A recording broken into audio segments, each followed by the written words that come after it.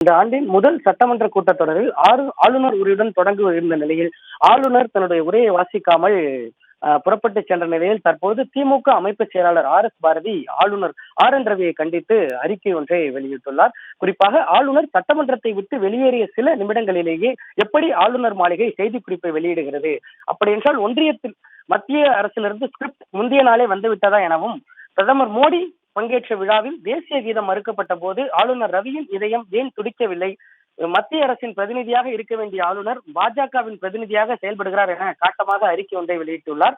குறிப்பாக சட்டமன்றத்திலிருந்து தொடர்ந்து 3 ஆண்டுகளாக, அதாவது 2022ஆம் ஆண்டு மட்டுமே ஆளுநர் தனது உரையை முழுமையாக வாசித்த நிலையில் தொடர்ந்து 2023, 24 தொடர்ந்து 3 ஆண்டுகளாக ஆளுநர் உரையை வாசிக்காமல் புறக்கணித்து ஆளுநர் ரவி வெளியேறி வரும் நிலையில் பல்வேறு அரசியல் கட்சிகள் தங்கள் கண்டனங்களை தெரிவித்து வருகின்றனர். அந்த வகையில் ஆட்சியில் இருக்கக்கூடிய திமுகவை சார்ந்த கழக அமைப்பு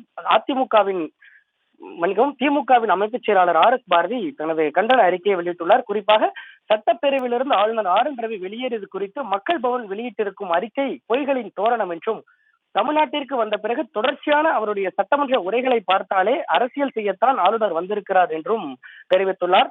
அப்போது பிரதமர் மோடி பங்கேற்ற நிகழ்ச்சியில் தேசிய கீதம் பாடப்படவில்லை, அப்பொழுது அவருடைய இதயம் ஏன் துடிக்கவில்லை என்று கேள்வி எழுப்பும் பாரதி, தேசிய கீதம் முதலில் பாட வேண்டும் என்றெல்லாம் ஆளுநர் சண்டித்தனம் செய்யவில்லை, அதன் பிறகுதான் தன்னுடைய சுயரூபத்தை காட்டியிருக்கிறார் என்றும் தெரிவித்துள்ளார். குறிப்பாக 2023, 24, 25 தொடர்ந்து ஆளுநர் தன்னுடைய உரையை படிக்காமல் புறக்கணித்துள்ள நிலையில் தற்பொழுது ஆளுநர் சட்டமன்றத்தின் மரபை மீறியுள்ளார் என்றும், 2021 இந்த சட்டமன்ற மரபை ஏற்றுக்கொண்ட ஆளுநர் ரவி பிறகு ஏன் பல்டி அடித்ததற்கான காரணத்தை சொல்லுவாரா எனவும், இதே போன்று பாஜக ஆளும் மாநிலங்களிலும் பாஜகவின் சித்தாந்தங்களை அப்படியே உரையில் ஆளுநர்கள் வார்த்தெடுப்பார்கள், ஆனால் பாஜக அல்லாத மாநிலங்கள் என்றால் மட்டும் இவர்கள் எதிர்ப்பு காட்டுவார்கள் என்றும் தனது கண்டன அறிக்கையில் தெரிவித்துள்ளார். குறிப்பாக இறுதியில் தான் தேசிய கீதம் பாடப்படும் என்பது மரபு.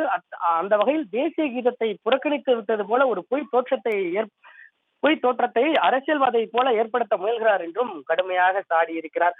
குறிப்பாக சட்டப்பேரவையில் பேச அனுமதிக்கப்படவில்லை எனும், ஆளுநர் மைக் தொடர்ந்து அணைக்கப்பட்டது என ஆளுநருடைய அறிக்கையில் தெரிவிக்கப்பட்டிருந்த நிலையில தொடர்ந்து பாஜகவின் பிரதிநிதியாகவே ஆளுநர் சட்டமன்றத்தில் நுழைகிறார் எனவும், ஏற்கனவே 4 பாஜக சார்பில் சட்டமன்ற உறுப்பினர்கள் இருக்கும் நிலையில் அவர்களுக்கு போட்டியாகவே தனது குரலை ஆளுநர் சொல்லி இருக்கலாம் எனவும், ஆளுநர் ஆடையை பிரித்து வந்திருக்க வேண்டும் எனவும் கடுமையாக தனது விமர்சனத்தை தெரிவித்துள்ளார்.